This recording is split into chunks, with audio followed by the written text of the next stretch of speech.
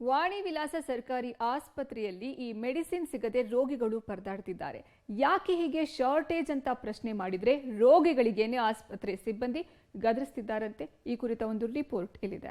ವಾಣಿ ವಿಲಾಸ ಆಸ್ಪತ್ರೆಯಲ್ಲಿ ಮೆಡಿಸಿನ್ ಅಭಾವ, ಔಷಧಿ ಕೊರತೆ ಬಗ್ಗೆ ಪ್ರಶ್ನಿಸಿದ್ರೆ ಸಿಎಂ ರನ್ನೇ ಕೇಳಿ ಅಂತಾರೆ. ಮೆಡಿಕಲ್ಗಳಲ್ಲಿ ಅನಿವಾರ್ಯವಾಗಿ ಖರೀದಿಸುವ ಬೆಂಗಳೂರಿನ ವಾಣಿ ವಿಲಾಸ ಆಸ್ಪತ್ರೆಯಲ್ಲಿ ಮೆಡಿಸಿನ್ ಅಭಾವ ಎದುರಾಗಿದೆ. ಅಗತ್ಯ ಔಷಧಿಗಳು ಸಿಗದೆ ರೋಗಿಗಳು ಪರದಾಡ್ತಿದ್ದಾರೆ. ಅನಿವಾರ್ಯವಾಗಿ ಖಾಸಗಿ ಮೆಡಿಕಲ್ಗಳಲ್ಲಿ ಕಾಸು ಕೊಟ್ಟು ರೋಗಿಗಳು ಮೆಡಿಸಿನ್ ಖರೀದಿಸುತ್ತಿದ್ದಾರೆ.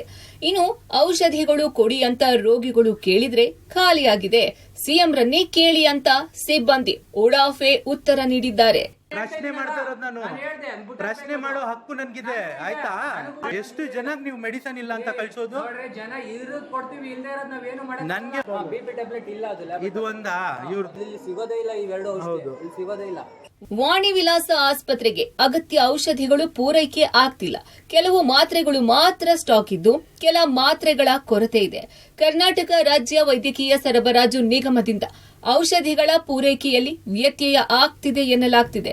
ಇನ್ನು ಈ ವಿಚಾರಕ್ಕೆ ಸಂಬಂಧಪಟ್ಟಂತೆ ಆರೋಗ್ಯ ಸಚಿವ ದಿನೇಶ್ ಗುಂಡೂರಾವ್ ಪ್ರತಿಕ್ರಿಯಿಸಿದ್ದು, ವೈದ್ಯಕೀಯ ಶಿಕ್ಷಣ ಸಚಿವರ ಜೊತೆ ಮಾತನಾಡಿ ಸಮಸ್ಯೆ ಆಗಿದ್ರೆ ಮಾಹಿತಿ ಪಡೆದು ಸರಿಪಡಿಸುವ ಕೆಲಸ ಮಾಡಲಾಗುತ್ತೆ ಎಂದರು. ನನಗೆ ಗೊತ್ತಿಲ್ಲ, ವಾಣಿ ವಿಲಾಸದು ವೈದ್ಯಕೀಯ ಶಿಕ್ಷಣ ಇಲಾಖೆಗೆ ಬರ್ತದೆ. ಆದರೆ ಏನಾದರೂ ಆ ಥರ ಘಟನೆ ಆಗಿದ್ರೆ ಖಂಡಿತವಾಗಿಯೂ ಅಲ್ಲಿರುವಂಥ ಸೂಪರಿಂಟೆಂಡೆಂಟ್ಗೆ ಮತ್ತು ಡೀನ್ ಅವ್ರಿಗೆ ನಾನು ತಿಳಿಸ್ತೀನಿ.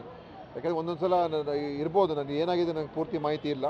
ಆದರೆ ಅದನ್ನು ನಾನು ಖಂಡಿತ ನಮ್ಮ ಅಲ್ಲಿರ್ತಕ್ಕಂಥ ಆಡಳಿತ ಮಾಡ್ತಕ್ಕಂಥವ್ರಿಗೆ ನಾನು ಇದನ್ನು ಅವ್ರ ಗಮನಕ್ಕೆ ತೊಗೊಂಡ್ಬರ್ತೀನಿ. ನೋಡೋಣ, ಆ ಥರ ಏನಾದರೂ ಮಾಡಿದರೆ ಅವ್ರ ಮೇಲೆ ಕ್ರಮ ತೊಗೊಳ್ಳೋಣ.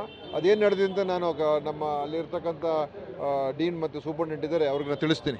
ಸರ್ಕಾರಿ ಆಸ್ಪತ್ರೆಗಳಲ್ಲಿ ಎಲ್ಲಾ ಔಷಧಿಗಳು ಸಿಗುತ್ತೆ ಅಂತ ಆಸ್ಪತ್ರೆಯ ಆವರಣದಲ್ಲಿರುವ ಜನೌಷಧಿಗಳನ್ನ ಮುಚ್ಚಿಸಿದ್ರು. ಆದರೆ ಆಸ್ಪತ್ರೆಯಲ್ಲಿಯೇ ಔಷಧಿಗಳು ಸಿಗ್ತಿಲ್ಲ. ಇನ್ನು ಔಷಧಿ ಖರೀದಿಗೆ ಟೆಂಡರ್ ಕರೆದಿದ್ದು ಅಂತಿಮ ಆಗಿಲ್ಲ. ಹೀಗಾಗಿ ಸರ್ಕಾರಿ ಆಸ್ಪತ್ರೆಗಳಿಗೆ ಕೆಲ ಅಗತ್ಯ ಮಾತ್ರೆಗಳು ಪೂರೈಕೆ ಆಗ್ತಿಲ್ಲ. ಸರ್ಕಾರಿ ಆಸ್ಪತ್ರೆಗಳಲ್ಲಿ ಉಚಿತ ಔಷಧಿ ಚಿಕಿತ್ಸೆ ಸಿಗುತ್ತೆ ಅಂತ ಬಡ ರೋಗಿಗಳು ಬಂದ್ರೆ ಇದೀಗ ಕೈ ತುಂಬಾ ಕಾಸು ಹಿಡ್ಕೊಂಡು ಖಾಸಗಿ ಮೆಡಿಕಲ್ಗಳಲ್ಲಿ ಔಷಧಿ ಖರೀದಿಸುವಂತಾಗಿದೆ. Prakash D Rampur, public TV, Bengaluru.